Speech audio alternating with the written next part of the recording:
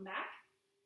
You are joining me for day 5 of 14 days of yoga. I think in previous videos I've said 12 days, but it is 14 days, so 2 weeks of yoga. I'm JoAnna. I work as a mental health therapist with Perspective Center for Holistic Therapy, as well as a certified yoga instructor. So each of these videos you'll find one yoga pose where I discuss the benefits of the poses and offer variations and modifications, as well as demonstrate the poses for you. So before we get into the pose for today, I just want to take a moment to talk about the importance of making sure that the body is prepared for the poses that we do. So in the videos where I don't offer instruction on stretching the body, you want to be sure that you're doing that on your own. Either on your own or checking back to previous videos where there is some guided instruction on stretching. The easy seat video, as well as I believe the forward fold video, both of those have some guided instructions for stretching. So you just want to make sure that the body's ready for the pose and the movement. Other than that, we'll talk about the props that you need. For this pose, you'll need 2 foam yoga blocks if you have them. If you do not have them, I found that a folded up dish towel is about the same size as a yoga block. So if you don't have foam blocks and you're going to use a dish towel, you will only need one of them. So go ahead and take a pause here in the video, gather up your items, and we'll meet back on that. For today is downward dog, or Adho Mukha Svanasana. Down dog is a standing pose and a mild inversion that builds strength while stretching the whole body.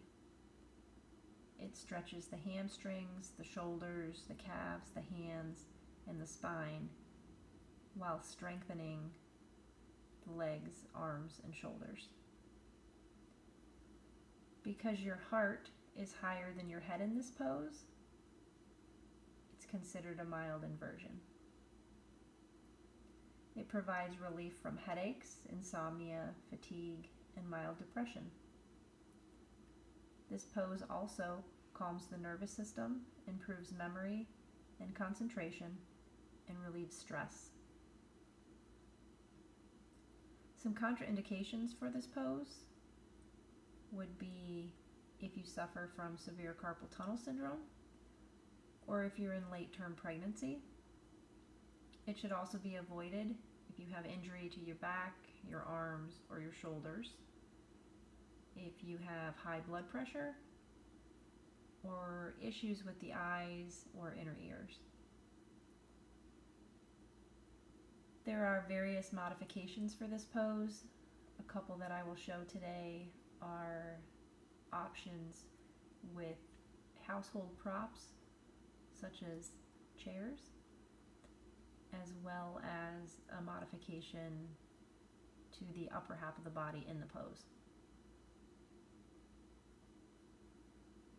So we will continue our practice into our down dog. Hopefully you were able to find some items for use. Go ahead and place your props or your items at the top of your mat. And I'll talk a little bit about our pose for today. Today we are doing down dog.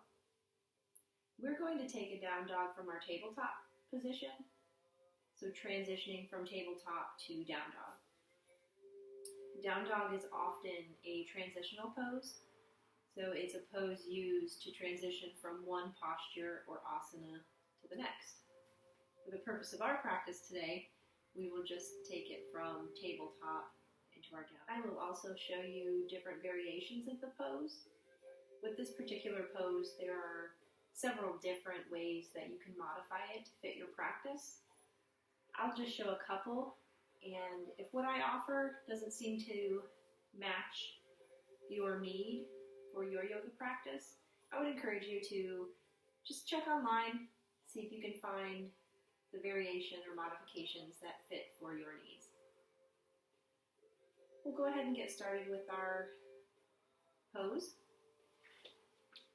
If you are using a folded dish towel, go ahead and place it on your mat, or place one of the foam blocks if you do have them.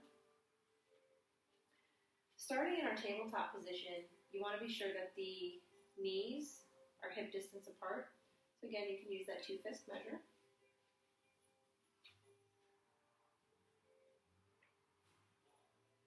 And the upper body, you want to make sure that you have the fingers spread nice and wide, and you're going to place them on the mat so that your shoulders, elbows, and wrists are all stacked in alignment.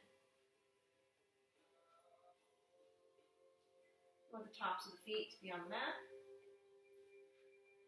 and you can place that dish towel so that the L points of the fingers are at the edges of the left and the right side of your towel.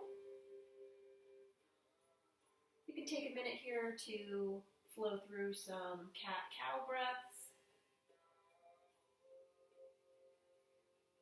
You can sway the hips from side to side to get a side body stretch. You can make some circles with the hips and send the body in the opposite direction. You can shift back into a child's pose, just really moving the body in a way that feels best for you. Trying to get out some of the wiggles and the energy that needs to move. And then once you've done so, return into your neutral tabletop position.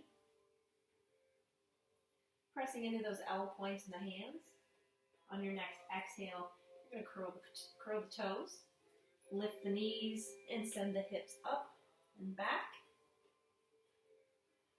And you're just going to pedal through the legs a bit. You're just warming up the body, getting a deeper, fuller stretch. You want to keep those hands spread and open. You want the shoulders drawing down the back. You're inhaling that navel center to the spine. You want those elbow creases turned so that they're facing the thumbs, almost as if each armpit is trying to face each other. And go ahead and find some stillness in the legs. You're holding equal pressure in the hands as you are in the feet. Have a deep breath. And as you exhale, lower the knees. You can bring the big toes together. Then press back into a child's pose if that feels nice. And forehead comes to the towel or the mat. And have a breath or two.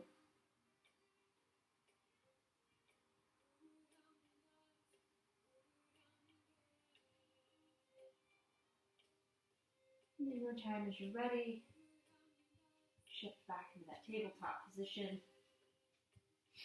Checking that the knees are hip distance apart. Peek through the knees. Be sure that you can't see the tops of your feet.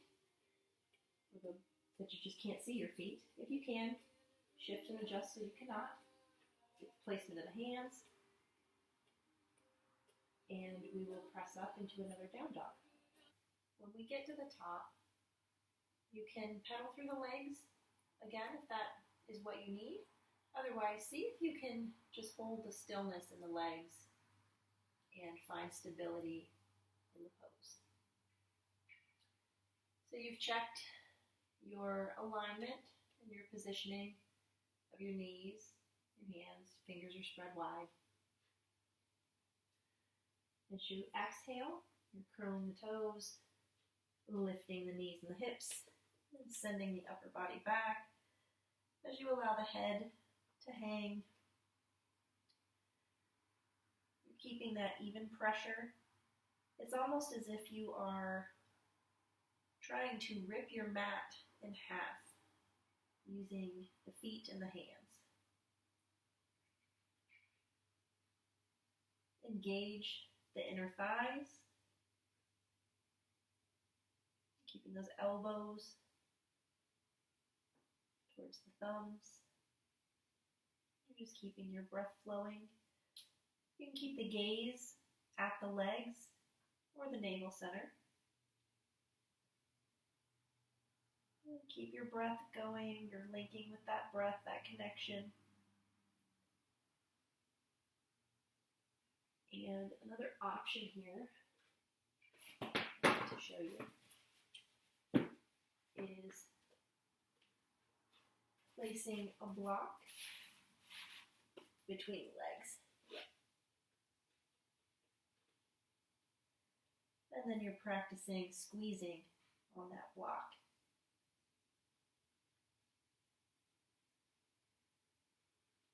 So we'll do 2 more breaths here.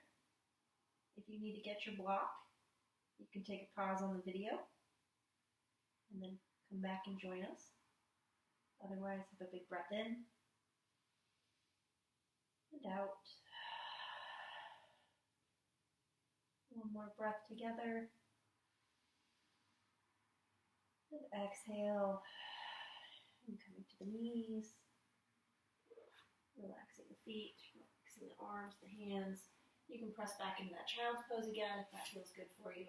You can shift the hips back towards the heels, roll through the wrists a bit, shake the arms, and just try to catch your breath. And while you're doing that, I will share with you the other variations. So one is from that tabletop position. You keep the lower half of the body as it is, and you just extend the upper body into a puppy pose. So you're getting the same type of benefits from the pose.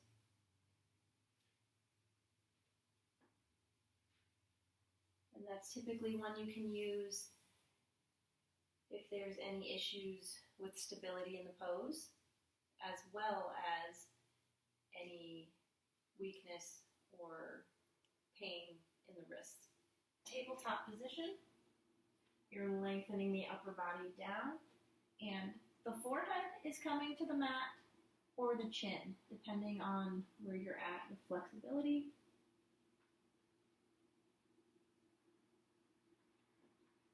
You also have the option to go right cheek, left cheek.